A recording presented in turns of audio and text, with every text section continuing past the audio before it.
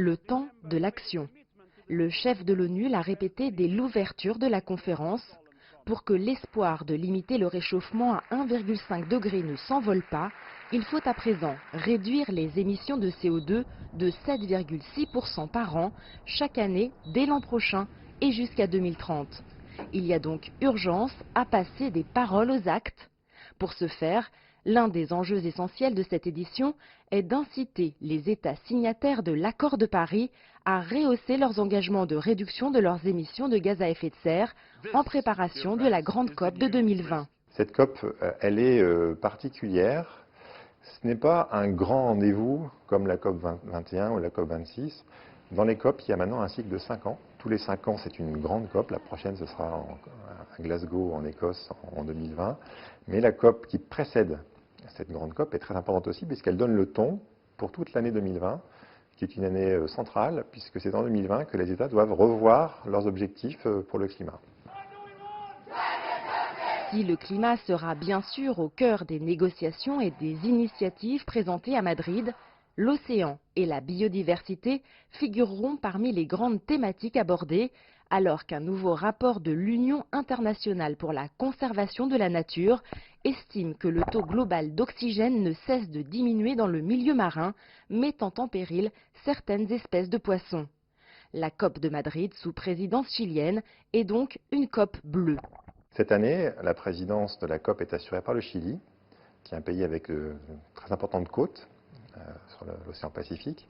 Et ils ont tenu à mettre à l'honneur le sujet des océans, un sujet qui est en lien direct avec la question climatique, puisque l'océan a un grand rôle de régulation du climat sur Terre. Par ailleurs, quand on parle d'océan et de climat, on peut aussi facilement parler de la biodiversité, de tout cela qu'on va aussi beaucoup parler à la COP 25.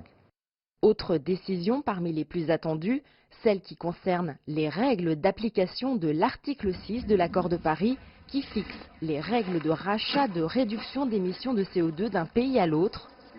Si ce système est déterminant dans la transition environnementale, il n'en comporte pas moins des risques d'effets pervers comme celui du double comptage.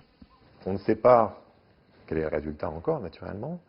Mais le plus important, et notamment le plus important pour la planète, c'est que ce cadre, il donne le maximum de garanties pour éviter les doubles comptages et pour garantir aussi la qualité des réductions d'émissions qui vont être produites, que ce ne soit pas des fausses réductions d'émissions ou que ce soit des réductions d'émissions durables.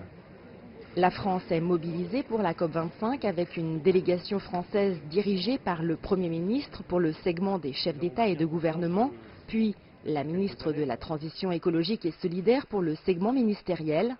Elle dispose également d'un pavillon national. Après l'organisation réussie de la COP21 à Paris, le pays jouit d'une certaine aura concernant son implication dans les négociations climatiques. Toutefois, si son parc nucléaire lui donne une petite longueur d'avance dans la réduction de ses émissions, les résultats ne sont, là aussi, pas toujours à la hauteur. L'État définit des budgets carbone, donc le niveau d'émission maximale sur 5 ans, qui glissent, et qui sont revus chaque année. Le premier, qui avait été défini de mémoire entre 2014 et 2019, n'a pas été respecté. Ce qui montre que la France a loupé son premier objectif. L'urgence climatique et le leadership de la France va faire qu'on va nécessairement devoir faire à la maison ce qu'on prône partout ailleurs. Et donc j'ai bon espoir qu'on rattrape le coup sur les prochains budgets carbone en France. Comme à chaque édition des conférences de l'ONU sur le climat, l'ouverture de la COP25 de Madrid met en lumière l'urgence face au dérèglement climatique. Si le processus des négociations internationales pêche parfois par sa lourdeur, l'année 2020 devrait lui donner un coup de fouet avec 2 grands rendez-vous, celui de Kunming et celui de Glasgow. Jade Charles, CGTN, Paris.